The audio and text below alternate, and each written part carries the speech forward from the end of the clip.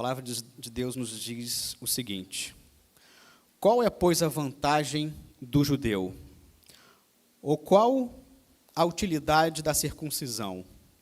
Muita, sob todos os aspectos, principalmente porque aos judeus foram confiados os oráculos de Deus. E daí? Se alguns não creram, a incredulidade deles virá desfazer a fidelidade de Deus? De maneira nenhuma. Seja Deus verdadeiro e mentiroso todo homem, segundo está escrito, para seres justificado nas tuas palavras e venha a vencer quando fores julgado. Mas se a nossa injustiça traz a lume a justiça de Deus, que diremos? Porventura será Deus injusto por aplicar a sua ira? Falo como homem. Certo que não. Do contrário, como julgará Deus o mundo? E se por sua causa da minha mentira fica em relevo a verdade de Deus para a sua glória, por que sou ainda condenado como pecador? E por que não dizemos como alguns caluniosamente que afirmam que o fazemos? Pratiquemos males para que venham bens? A condenação destes é justa. Versículo 9. Que se conclui? Temos nós qualquer vantagem? Não, de forma nenhuma, pois já temos demonstrado que todos, tanto judeus como gregos, estão debaixo do pecado, como está escrito: não há justo, nenhum sequer. Não há quem entenda, não há quem busque a Deus. Todos se extraviaram, a uma se o fizeram inúteis. Não há quem faça o bem, não há nenhum sequer. A garganta deles é sepulcro aberto, como a língua urdem engano. Veneno de víbora está nos seus lábios. A boca eles a têm cheia de maldição e de amargura. São os seus pés velozes para derramar sangue. Nos seus caminhos há destruição e miséria.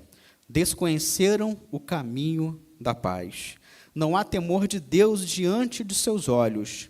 Ora, sabemos que tudo o que a lei diz aos que vivem na lei, o diz para que se cale toda a boca e todo o mundo seja culpado perante Deus. Visto que ninguém será justificado diante dele por obras da lei, em razão de que pela lei vem o pleno conhecimento do pecado. Versículo 21. Mas agora, sem lei, se manifestou a justiça de Deus, testemunhada pela lei e pelos profetas. Justiça de Deus mediante a fé em Jesus Cristo, para todos e sobre todos os que creem.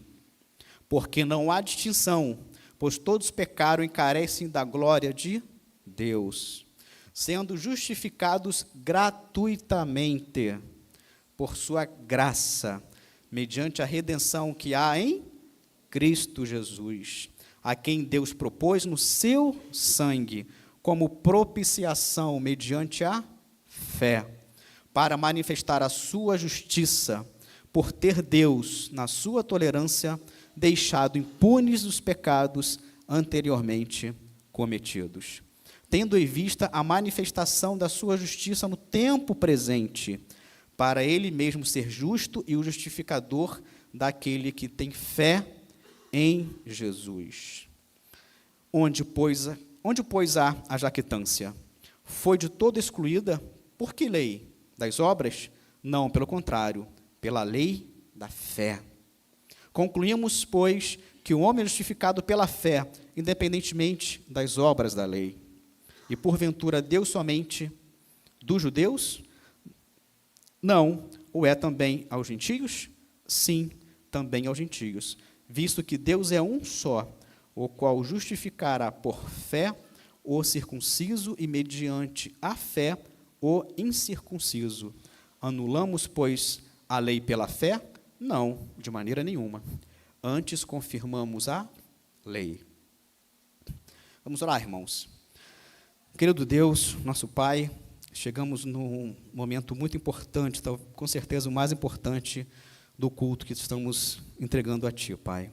Por favor, Deus, capture a nossa atenção, a nossa visão, para que possamos, Deus, entender aquilo que o Senhor quer falar com cada um de nós, Pai. Ao começar comigo aqui, Deus.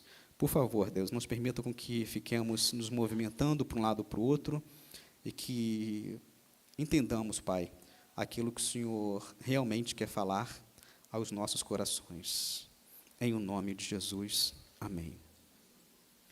O tema dessa passagem, irmãos, aproveitando o período de missões nacionais, eu titulei como Jesus, o único que pode nos transformar.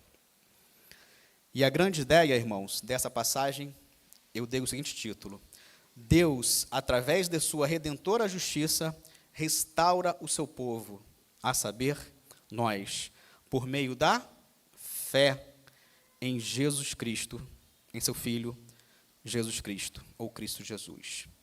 Eu dividi essa passagem, irmãos, em 3 partes. A primeira delas vai dos versículos 1 até o versículo 8.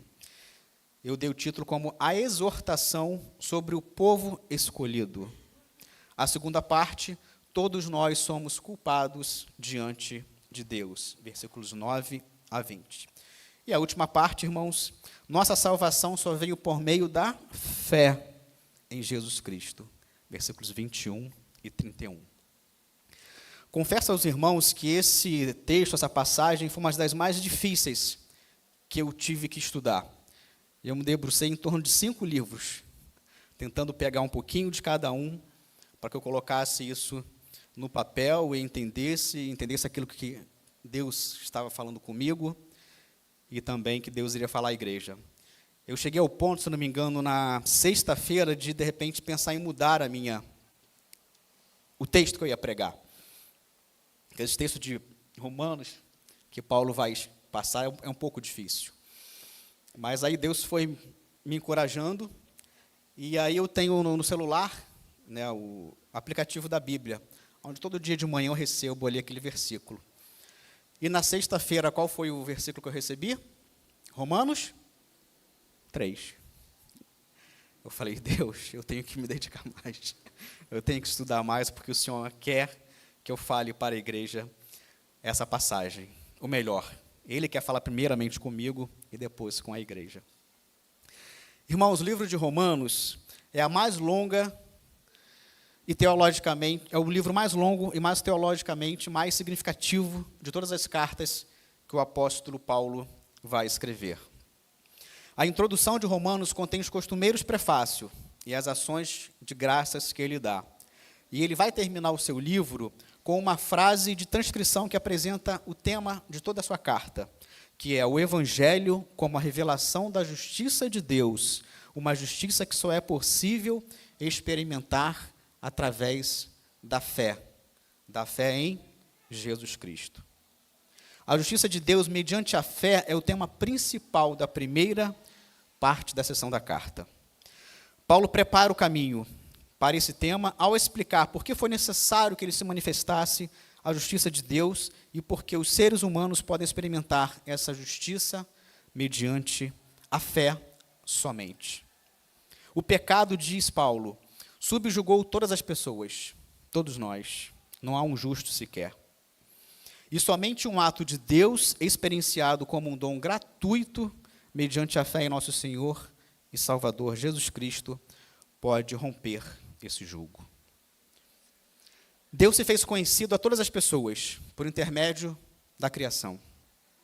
O fato de as pessoas terem se afastado dele, indo atrás de deuses que elas próprias fabricaram, tornam-as indesculpáveis. Qual é o seu Deus? Você já se perguntou? Qual é o meu Deus? Ainda menos culpas têm os judeus, pois possuem a sua lei. Uma expressão clara e detalhada da vontade divina. Foi o próprio Deus quem deu a lei aos judeus. A simples posse de ter no corpo o sinal exterior da aliança com Deus, ou seja, a circuncisão, não bastava para proteger os judeus da ira divina. E é interessante, né, irmãos? Quando eu comecei a estudar, eu falei, tem tudo a ver com aquilo que nós estamos aprendendo na EBD, a ira divina. Paulo acreditava que havia cumprido seu trabalho no Mediterrâneo Oriental, e que era o tempo de se deslocar para o Ocidente. Possivelmente, Paulo queria chegar até a Espanha, e por isso ele passa em Roma. O apóstolo esperava visitar os cristãos romanos no caminho, realizando assim um sonho antigo que talvez ele tivesse, recebendo a ajuda deles como uma igreja mantenedora. O apóstolo espera mantenedora. À luz disso, era essencial que ele se apresentasse como autêntico seguidor de Cristo. E seu intuito de passar por Roma era que os romanos o reconhecessem realmente o seu ministério, o seu conhecimento na palavra de Deus. Paulo deve ter pensado também que isso era necessário para defender o seu trabalho das falsas insinuações que já estavam sendo pregadas naquele tempo pelos falsos profetas. Então, Paulo precisava ratificar ali aquilo que ele já havia ensinado nas outras igrejas. Tendo em vista que todos pecaram, tanto judeus como gentios, precisam da justiça salvadora do Evangelho. E ela pode ser recebida por qualquer um, já que vem pela graça, e pela graça mediante a fé, e a fé em Cristo Jesus. A obra dessa justiça salvadora na história é a chave dos propósitos finais de Deus para todos nós. E ela deve ser expressa na vida de todos nós, unidos no corpo de Cristo como novo povo de Deus. É isso que nós somos, irmãos. Eu e você somos o novo povo do Senhor. Romanos, meu irmão, é a explanação mais compreensível de Paulo sobre o Evangelho. João Crisóstomo, maior pregador do século XV, olha que interessante, irmãos. Ele lia o livro de Romanos uma vez por semana, em voz alta, para que as palavras do apóstolo ficassem guardadas na sua mente e no seu coração. Agostinho e todos os reformadores consideram essa carta como crucial para a compreensão de todo o restante das Escrituras. Nela, Paulo juntou alguns dos temas que exerceriam um papel central na teologia reformada. Romanos é considerado por muitos teólogos um tratado teológico, de tão importante que é. A epístola das epístolas, ou seja, a carta das cartas. A mais importante e proeminente carta de Paulo. Para o comentarista John Murray, Romanos é uma exposição e uma defesa do Evangelho. Outro comentarista, F.F. Bruce, chega a dizer que Romanos é o Evangelho segundo Paulo.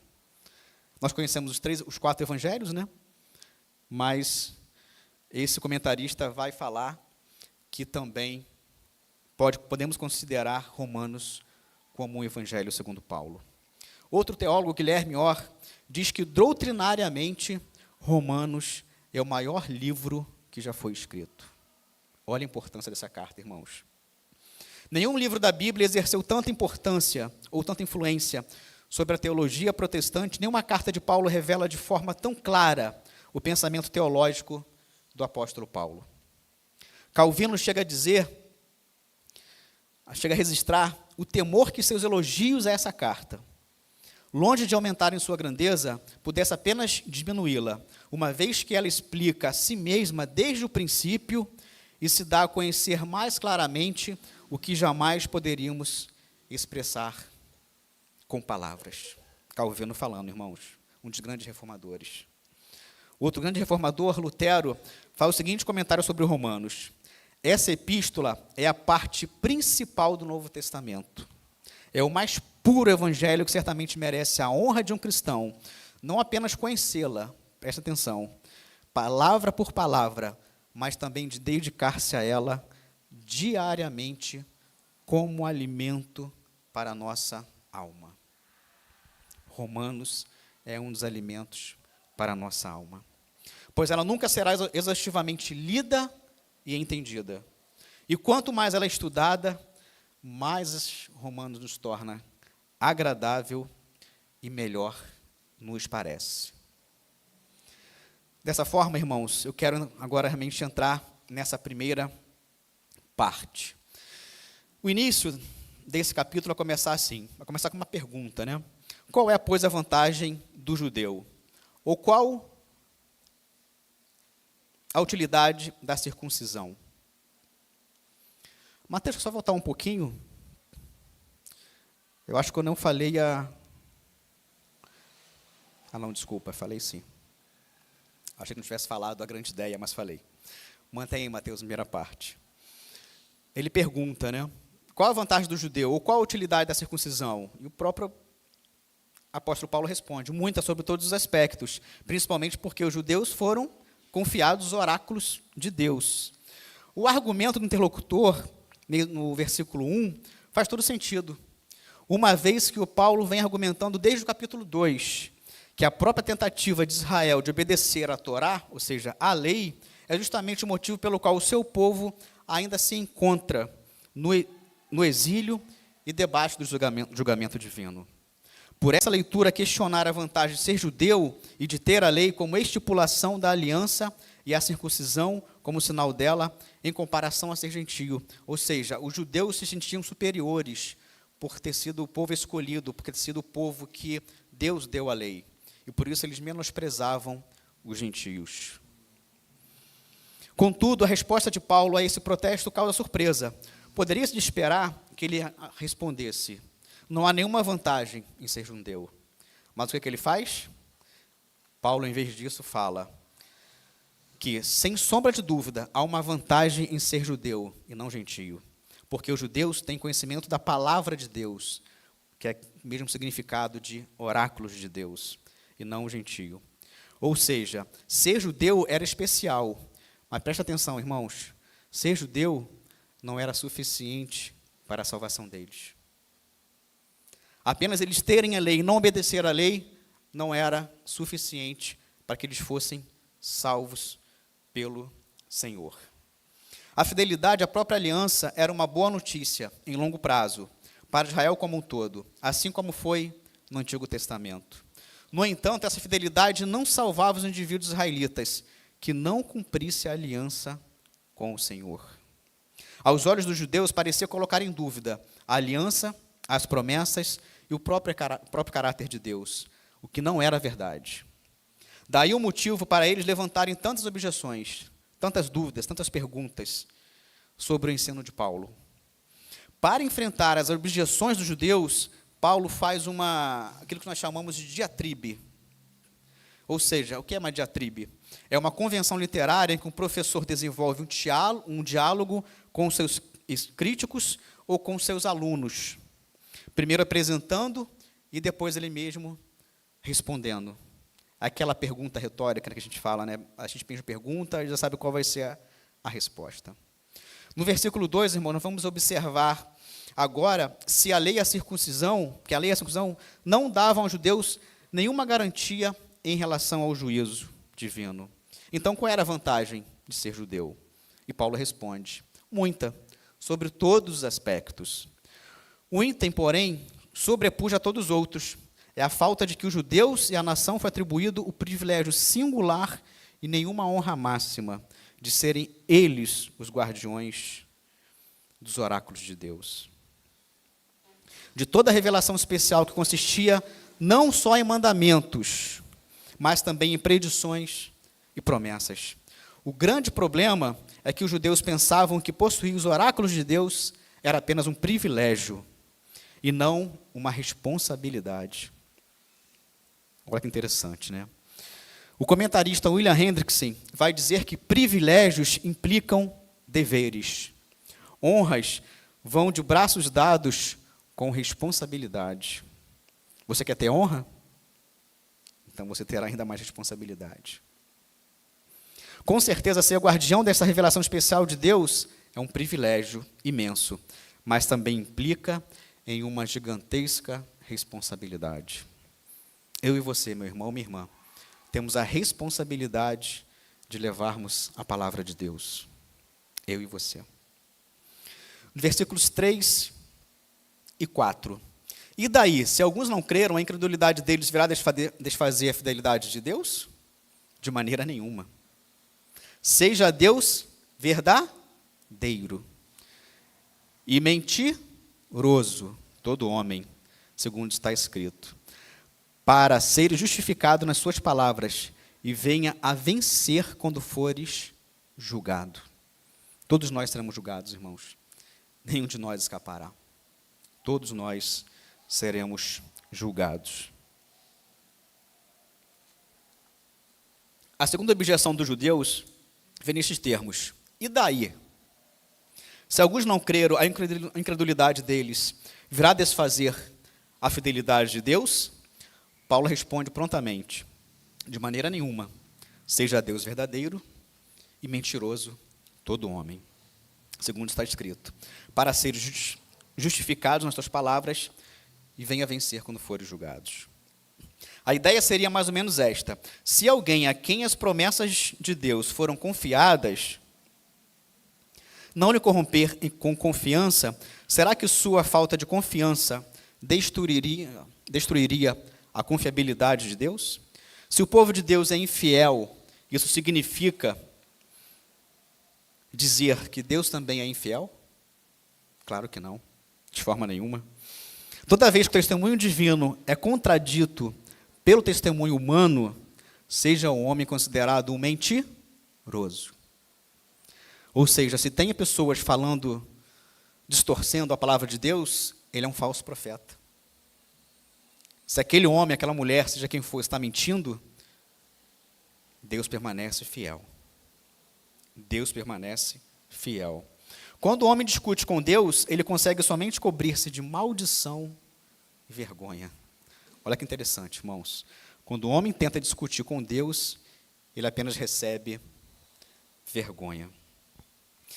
A resposta, irmãos, não pode afetar o propósito de Deus, de forma nenhuma.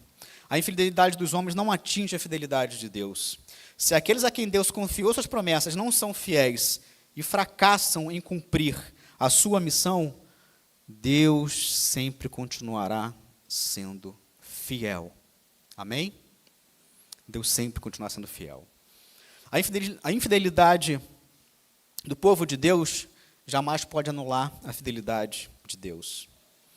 Charles Erdmann vai dizer que as promessas de Deus a Israel haverão de cumprir-se indubitavelmente. E a despeito da parcial cegueira e temporária incredulidade que aquele povo tinha. Como ressalta Paulo de maneira mais apurada nos capítulos 9 a 11 da própria carta, um Israel convertido ainda haverá de ser fonte de bênção para todas as nações do mundo. Eu e você, irmãos, temos a obrigação de sermos esse povo escolhido do Senhor para levar as suas palavras, para levar o seu evangelho até os confins da terra. Amém? Dos versículos 5 a 8, a gente vai ver o seguinte, e as perguntas continuam. Mas, se a nossa injustiça traz à lume a justiça de Deus, que diremos? Porventura será Deus injusto por aplicar a sua ira? Não é BD falando conosco, é a irmã Regina falando conosco aí. Falo como homem, certo que? Não. Do contrário, como julgará Deus o mundo? Isso por causa da minha mentira fica em relevo a verdade de Deus para a sua glória, porque sou eu ainda condenado como pecador? E por que não dizemos, como alguns caluniosamente afirmam que o fazemos? Pratiquemos males para que venham bens? Com certeza não, né? E a própria palavra de Deus responde, né? A condenação desses que pensam assim é justa. A condenação, meus irmãos, daqueles que pensam que quanto mais eles praticam pecado, quanto mais eles praticam aquilo que Deus abomina, eles terão maior graça. Pelo contrário, quanto mais eles pecam, mais distante eles se tornam de Deus e mais se aproximam do inferno que está preparado para aqueles que não confiarem no Senhor. Paulo vai responder a um bombardeio final desses processos de seu desafiante judeu. Como fez em 3, 1 ao 4, essa objeção se desdobra da seguinte forma: se a impiedade as mentiras e a perversão de Israel dão destaque favorável à justiça, à verdade e à bondade de Deus, então Deus seria injusto em julgar Israel, coisa que não é. Essa queixa equivale ao antinomianismo, ou seja, a ideia de que devemos pecar para que a graça se destaque. A resposta enfática de Paulo, no versículo 6, é a seguinte: claro que não. Claro que não. A mesma ira de Deus que caiu sobre os gentios imorais e sobre os críticos moralistas, também alcançará os judeus soberbos. Também alcançará os judeus soberbos. Um certo comentarista vai dizer, a respeito da verdade de que Deus pode derivar bem do mal, esse resultado jamais isenta a culpa àqueles que por quem o mal foi praticado. O fim nunca justifica os meios. Deus é soberano em tudo, meus irmãos. O que o comentarista está querendo dizer aqui é que é o seguinte: se você comete algum tipo de pecado, se você faz aquilo que desagrada ao Senhor, você responderá por isso. Se eu faço alguma coisa que desagrada ao Senhor, eu responderei por isso. Somente eu. Deus é soberano em todas as áreas. Mais um clique, irmão Mateus.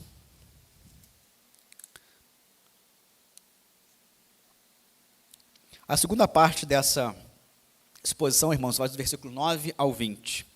Todos nós somos culpados diante de Deus. Talvez, irmãos, Romanos de 9 a 20 seja o ponto alto do argumento de Paulo nessa passagem. Aqui ele conclui de forma implícita que tanto judeus quanto gentios estão sujeitos ao pecado, pois procuram guardar as estipulações da lei da antiga aliança. Contudo, tanto judeus quanto gentios são culpados diante de Deus, pois são escravos do pecado. Nesses versículos, Paulo retrata o mundo sob o julgamento diante de Deus no tribunal celestial. No versículo 9, nós vamos observar que o propósito é provar que todos os homens, sem distinção de raça, cultura ou religião, são culpados diante do Senhor. O pecado atingiu a todos, sem exceção. No julgamento divino, todos os homens estarão silenciados pela culpa do pecado. Novamente, citando Charles Erdman, ele vai dizer que Paulo chega à primeira grande conclusão da sua epístola. O gentio pecou contra a luz da natureza e da consciência. O judeu pecou em desafiar a lei revelada pelo Senhor. Logo, o mundo inteiro está debaixo da condenação do Senhor. Deuteronômio, capítulo 4, versículos 5 a 8, vai nos dizer assim: eu lhes dei decretos e leis, como me ordenou o Senhor. Aqui é Moisés falando ao povo, né? O meu Deus, para quem sejam cumpridos na terra na qual vocês estão entrando, para dela tomar posse. Vocês devem obedecer-lhe e cumpri-los, pois assim os outros povos verão a sabedoria e o discernimento de vocês. Quando eles ouvirem, esses decretos dirão: de fato, esta grande nação é um povo sábio e inteligente, pois grande nação tem um Deus tão próximo como o Senhor, nosso Deus, sempre que o invocamos? Ou que grande nação tem decretos e preceitos tão justos como essa lei que estou apresentando a vocês hoje? Interessante, né, irmãos? Quanto mais nós buscamos a Deus, quanto mais nos aproximamos dele, mais ele se mostra para nós. Francis Schaeffer vai dizer que esta concepção da universalidade do pecado é o maior e mais genuíno nivelador da humanidade. Todos nós somos nivelados por causa dos nossos pecados. Todos nós. Diante de Deus, todas as pessoas estão no mesmo nível. Meus irmãos, ninguém é melhor do que ninguém. Todos nós somos iguais diante do Senhor. Não há filhos prediletos, todos somos iguais. Pegando um ganchinho da EBD, que a irmã Regina falou, Não é porque você tem 30 anos, 40 anos, 50 anos de evangelho que você é melhor, que você é superior que aquele irmão, aquela irmã, que ainda vai se batizar daqui a 1 mês, 2 meses, 3 meses, ou daquele irmão que se batizou há 1 mês atrás. Não, todos nós somos iguais perante o Senhor. Todos nós somos filhos dele. F.F. Bruce esclarece da seguinte forma essa passagem.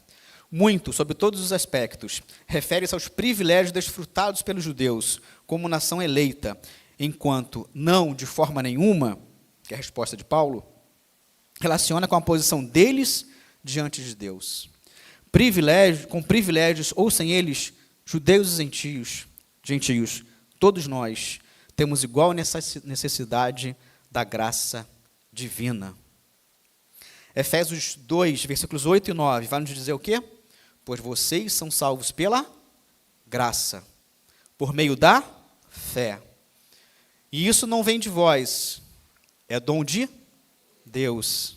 Não vem por obras, para que ninguém se glorie. Essa passagem é maravilhosa, também do apóstolo Paulo. Nos versículos 10 a 12, irmãos, vamos observar que Paulo vai citar os versos de 1 a 3, lá de Salmos 14, que nos diz assim, Salmos 14, de 1 a 3. Diz o tolo em seu coração, olha que interessante, Deus não existe. Corromperam-se e cometeram atos detestáveis. Não há ninguém que faça o bem. O Senhor olha para os céus, para os filhos dos homens, para ver se há alguém que tenha entendimento, alguém que busque a Deus. No verso 3, todos se desviaram, igualmente se corromperam. Não há ninguém que faça o bem, não há nenhum sequer. Como o Salmo repete 2 vezes o verso, não há quem faça o bem, Paulo altera a primeira ocorrência para não há justo, a fim de relacionar a passagem com a sua argumentação maior, com a sua argumentação mais ampla. Quando se trata, irmãos, de provar a depravação humana, essencialmente sua rebeldia contra o Criador, Paulo recorre às Escrituras. Essa é a autoridade máxima que eu e você temos em nossas mãos. A Bíblia Sagrada, a Palavra de Deus. A Bíblia não tem opinião, não tem uma opinião entre muitas. Ela tem a palavra final. A palavra final.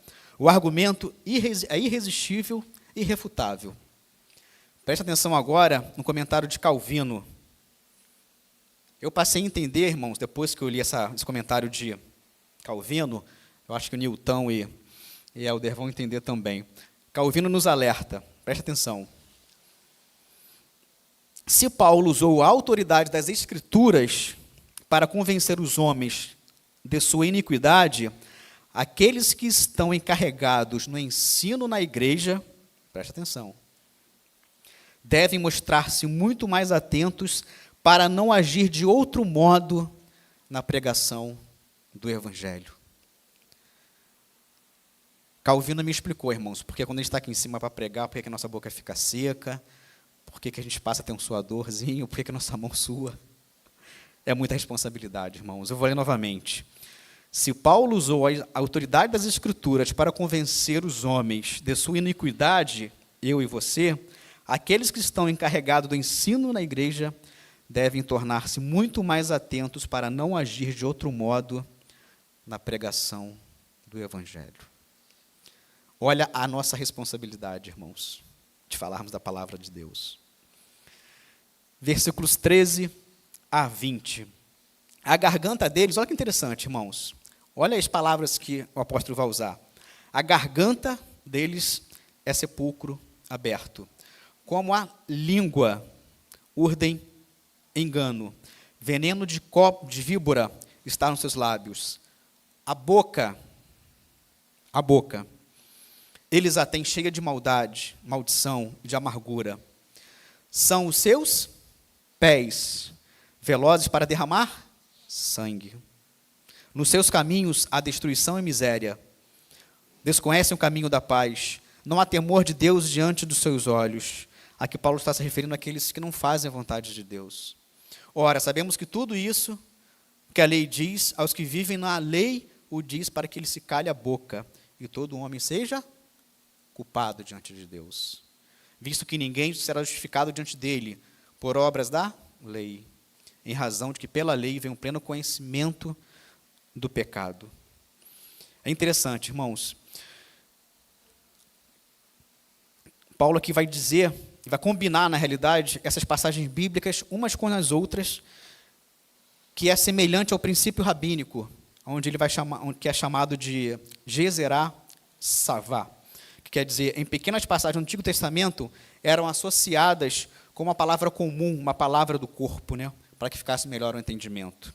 Todos os versículos aqui vai mencionar garganta, língua, lábios, boca, pés e olhos.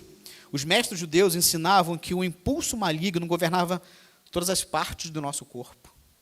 Olha isso, irmãos. O impulso maligno comandava todas as partes do nosso corpo, para praticarmos o mal, para praticarmos o pecado.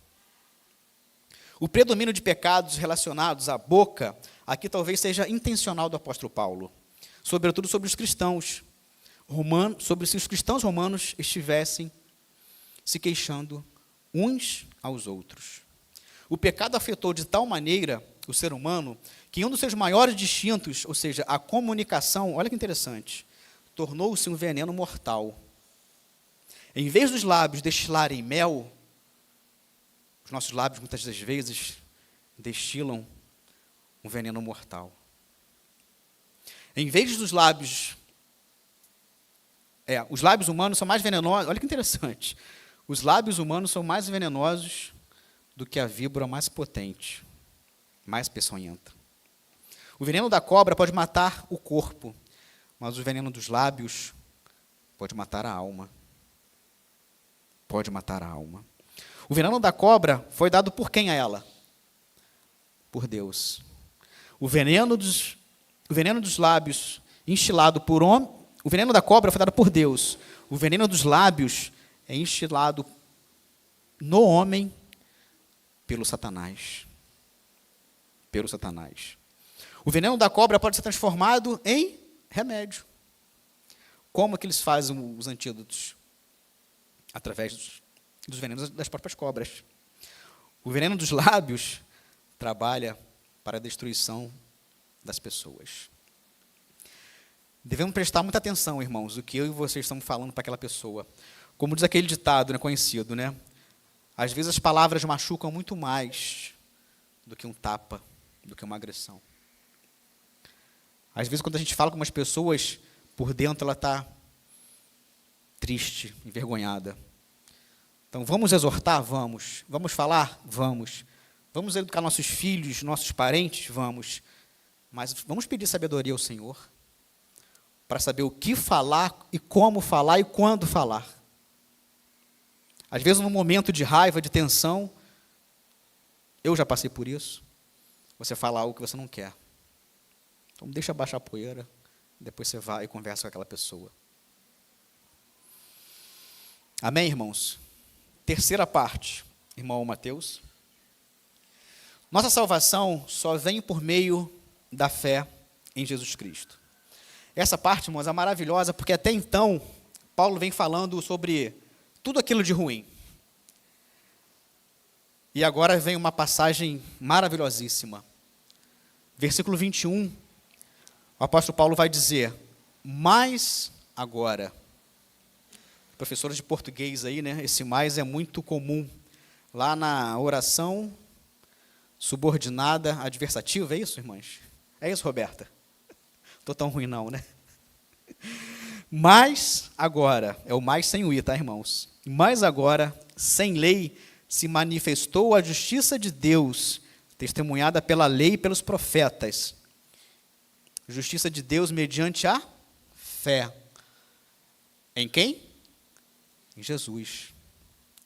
Para todos e sobre todos os que creem, porque não há distinção, pois todos pecaram e carecem da glória de Deus. Eu e você, meu irmão, minha irmã, jovens aqui presentes, somos totalmente carentes da graça de Deus. Versículo 21 a 23, a gente vai ver que esse mais agora, a justiça de Deus se manifestou sem a lei. Mais agora vai marcar uma mudança escatológica entre a era presente e a era vindoura. Entre a antiga aliança e a nova aliança. Entre a antiga era do domínio do pecado e a nova era da salvação que está em Cristo Jesus, que esteve seu início na cruz do Calvário. Na cruz do Calvário. Justiça de Deus é a expressão teológica central dessa passagem. O substantivo justiça vai ocorrer 4 vezes nessa passagem. Versículos 21, 22, 25 e 26. Os verbos justificar ocorrem 2 vezes. Versículos 24 e 26. E o adjetivo justo aparece uma vez no versículo 26. Paulo, depois de provar a tese de que todos os seres humanos, tanto gentios como judeus, depois de colocar todos os homens sobre a maldição e a condenação da lei, o apóstolo agora vai apontar para a graça e o caminho da salvação em Cristo Jesus, revelando que a salvação é uma obra exclusiva de Deus por meio de Jesus Cristo, para mim e para você. Somente através de Jesus Cristo teremos a salvação. William Hendricks vai dizer que, então, Deus arrancou o homem do maior mal para dar-lhe o maior bem. Novamente, estando Calvino, ele vai dizer que não existe nas Escrituras passagem mais excelente para explicar a grande eficácia e a virtude admirável da justiça de Deus, que esta que estamos considerando agora. Leon Morris vai dizer que vai exaltar tanto a verdade aqui anunciada que chega a dizer que este é possivelmente o parágrafo mais importante que já foi escrito todos os tempos. Na mesma linha de pensamento, Agostinho de Hipona escreveu certa vez: este artigo é a cidadela e o principal baluarte de toda a doutrina da religião cristã. Se esta doutrina permanecer intacta, todas as idolatrias, superstições, corrupções que houver em todas as demais doutrinas, por si mesmas, se destruirão. Olha que interessante essa passagem, irmãos. Dos versículos 24 ao 26, nós vamos observar que a redenção era o ato de libertar um escravo. Era um conceito comum no Antigo Testamento. Os termos do Antigo Testamento implicam, muitas das vezes, a ideia de pagar um preço por algo. Então, Deus redimiu Israel, tornando seu povo e pagando um alto preço pela sua liberdade. Qual foi o altíssimo preço que Deus pagou pela minha e pela tua liberdade?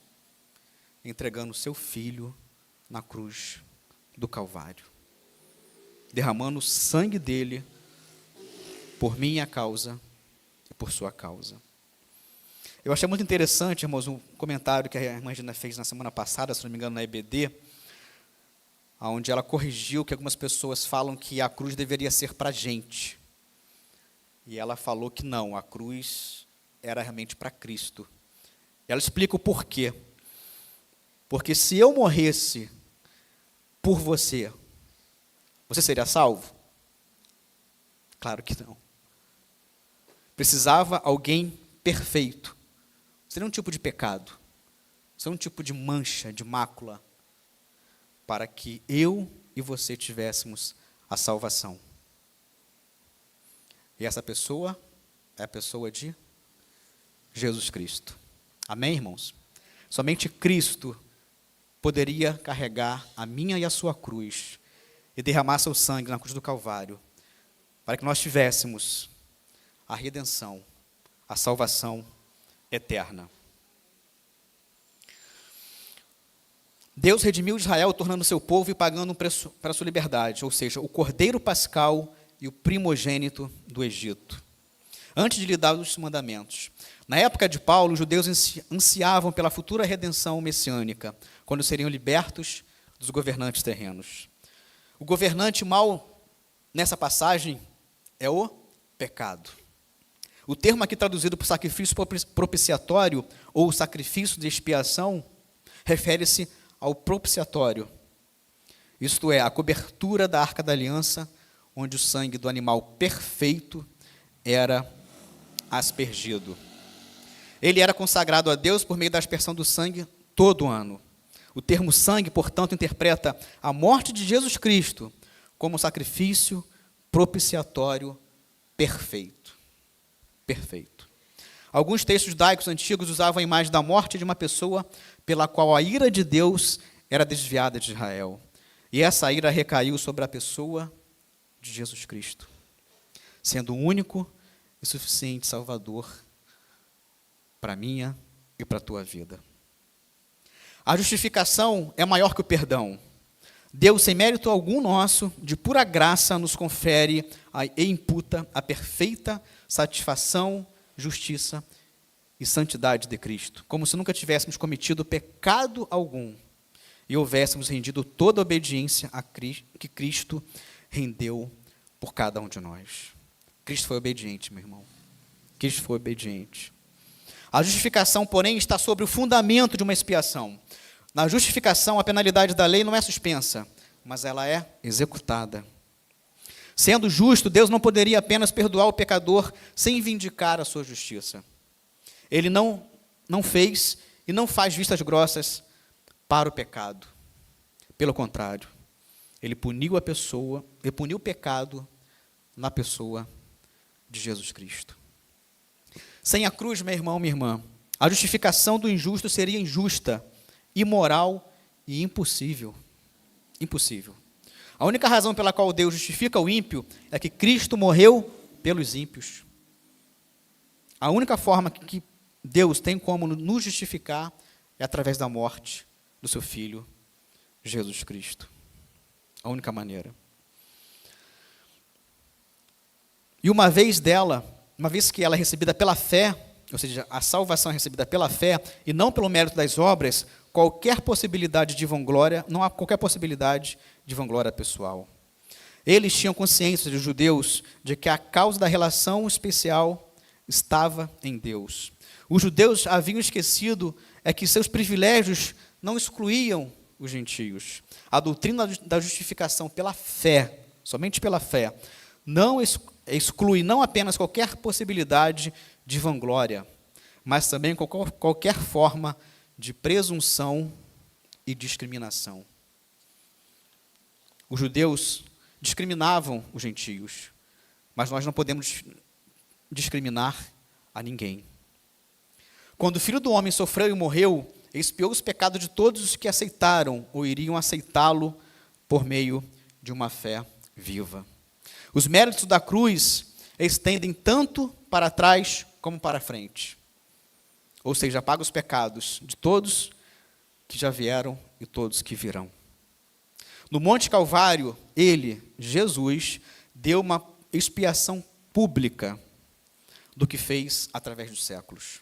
Os pecados do passado, do presente e do futuro foram tratados de uma vez por todas e para sempre. Para sempre.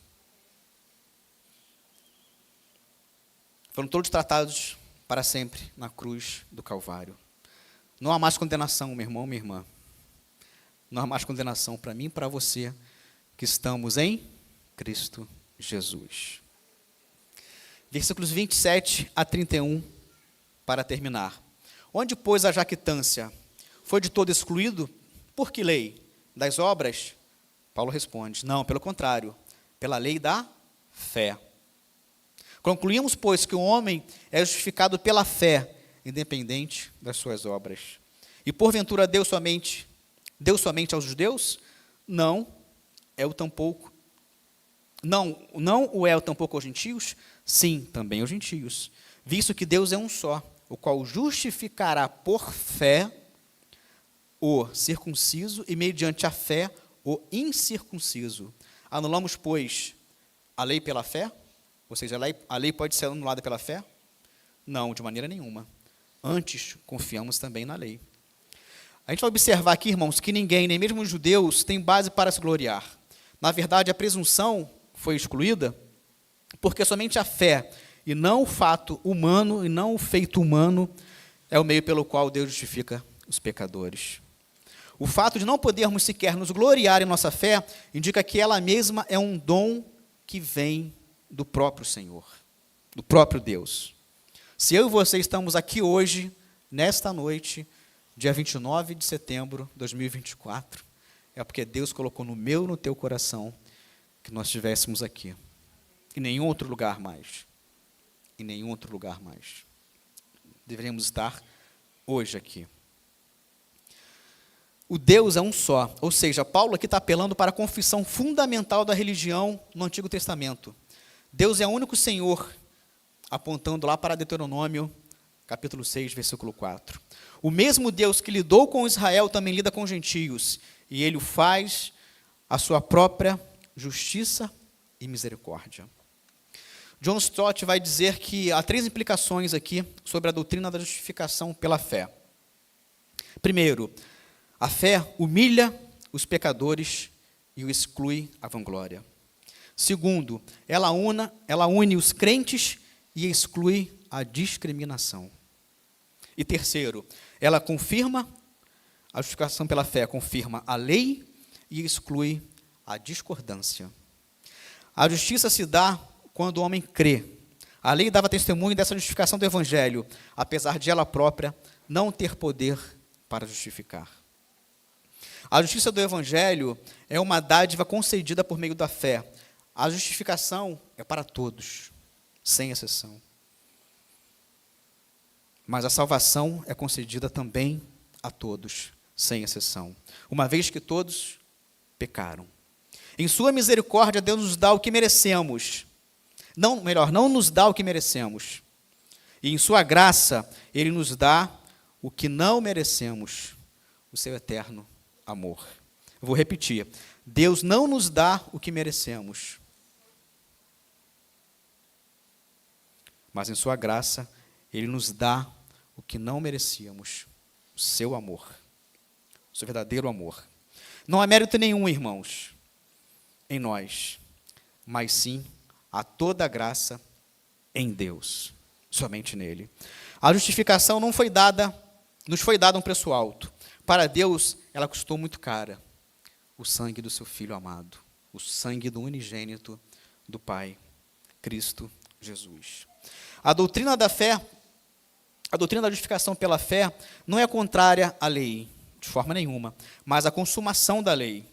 A lei não nos justifica.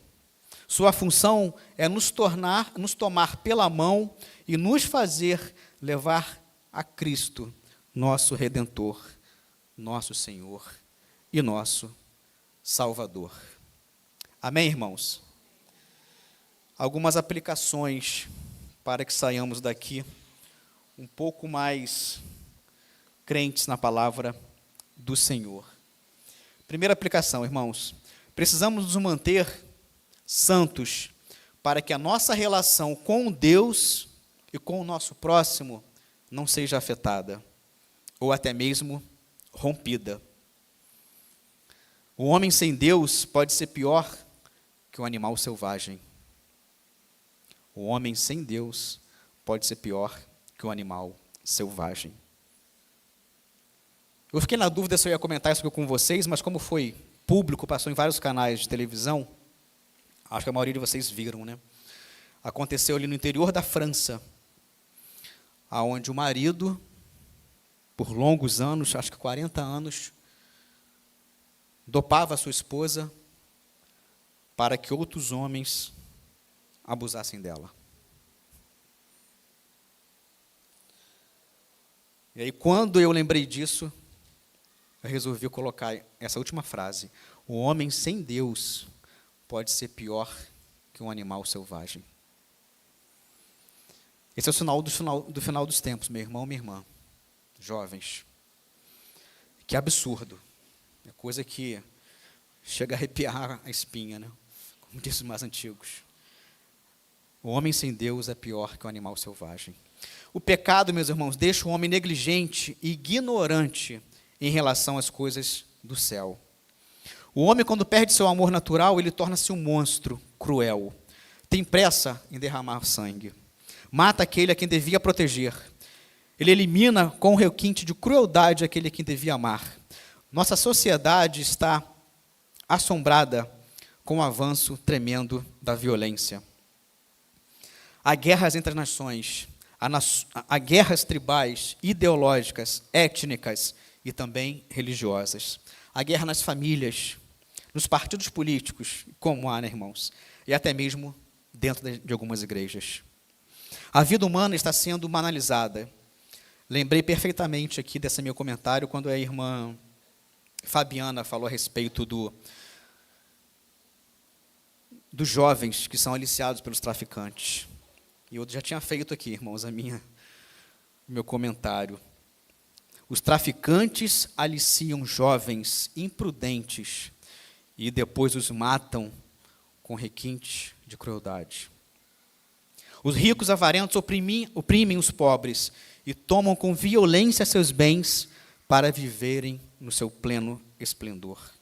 Os juízes iníquos e corruptos vendem sentenças por dinheiro e condenam o inocente, regidos pela ganância criminosa. A sociedade humana sem Deus está encurralada por suas próprias infelicidades. Provérbios 1,16, eles correm para fazer o mal, apressam-se em derramar sangue. Salmos 36:1, a prevaricação do ímpio fala no íntimo do seu coração, não há temor de Deus perante os olhos deles. Olha que absurdo, né? Segunda aplicação, irmão Mateus.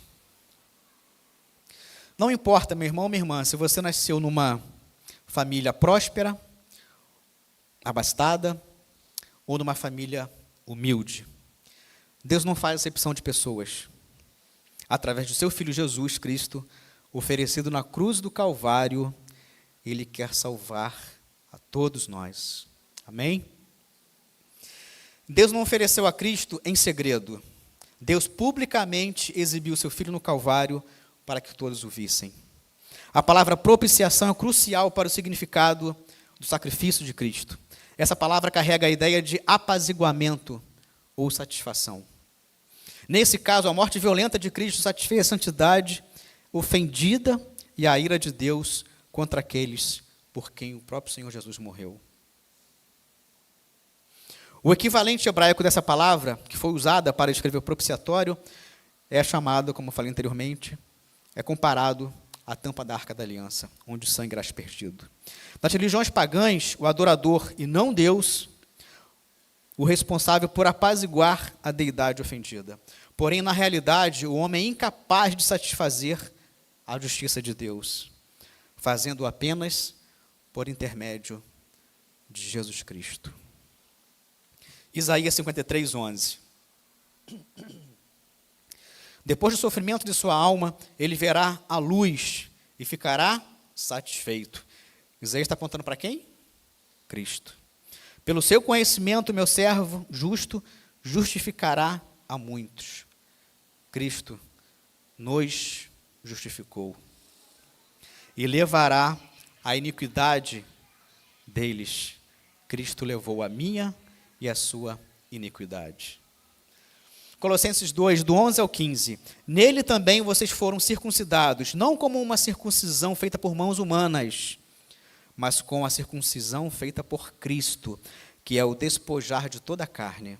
Isso aconteceu quando vocês foram sepultados com ele no batismo, e com ele foram ressuscitados mediante a fé, no poder de Deus que o ressuscitou dentre os mortos. Quando vocês estavam mortos em pecados e na incircuncisão da sua carne, Deus os vivificou juntamente com Cristo.